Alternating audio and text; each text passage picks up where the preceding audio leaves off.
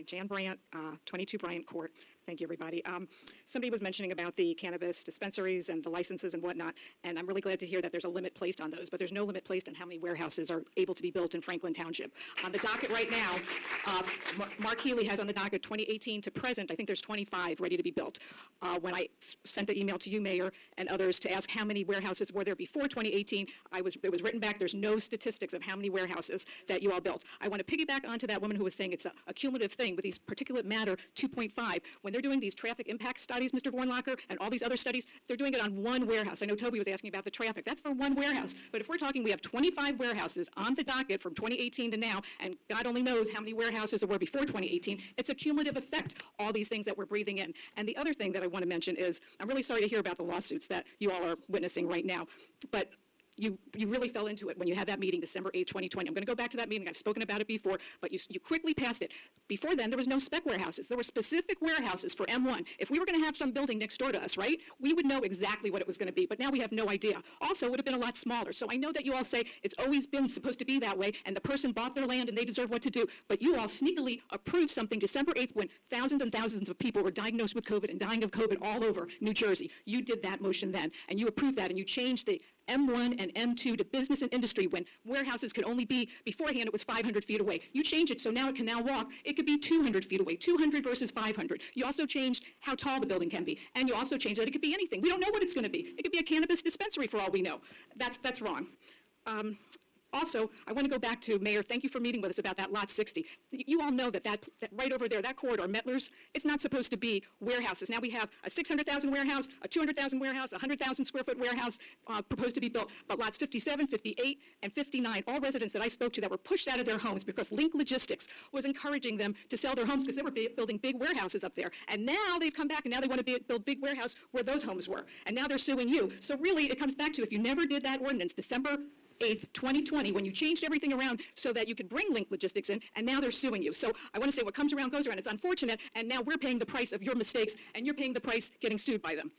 Lot 60 was never supposed to, and actually, so you were supposed to come back and tell us about that Lot 60. Lot 60, for people who don't know about it, where that's the long lot on Mettler's Road, it's supposedly split zoning. I did an Oprah request to get all the records to find out when this was split zoned. Nobody can find any records. You said you were going to assign some people to it, and you're going to find out about the split zoning. I'm not finished yet. I'm going to stop my timer.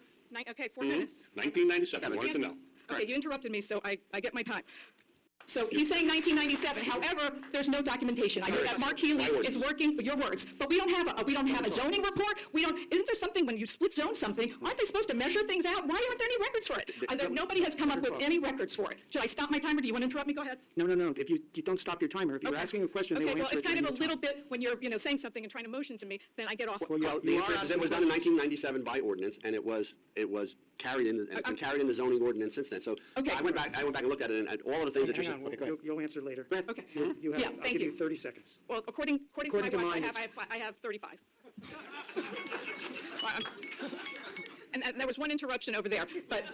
Ma'am, you were asking questions and they answered them. Okay, well, I didn't want, it was... You now have 20 seconds. Please finish. Okay, there's been no documentation, so people keep telling us it's there. Actually, in the ordinance on the papers, if you look at the ordinance of all the lots that were changed, Lot 60 is not there. I'm sure you guys will dream up something. I saw after that planning meeting on Thursday, everybody, I actually took a picture. They were all together and they were all happy.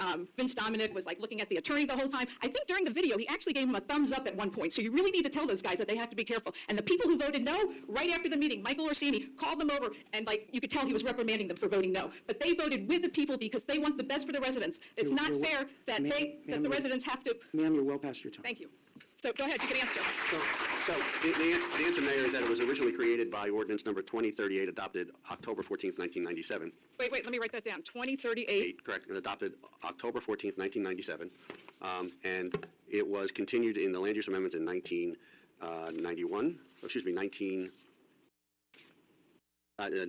August 1st, 2003, which was when the overlay zone was done. So it's been in the ordinance that entire period of time. And once again, this is a circumstance where you are saying, well, in your opinion, you're not allowed to do this if you don't have a study that measures it out. But that's not the way it works, right? There are zoning maps that are adopted, and they are adopted because you've now decided 20 years later that there's a standard you want them to meet. It doesn't mean that the zoning ordinance doesn't exist. Why wasn't it in the ordinance that came out December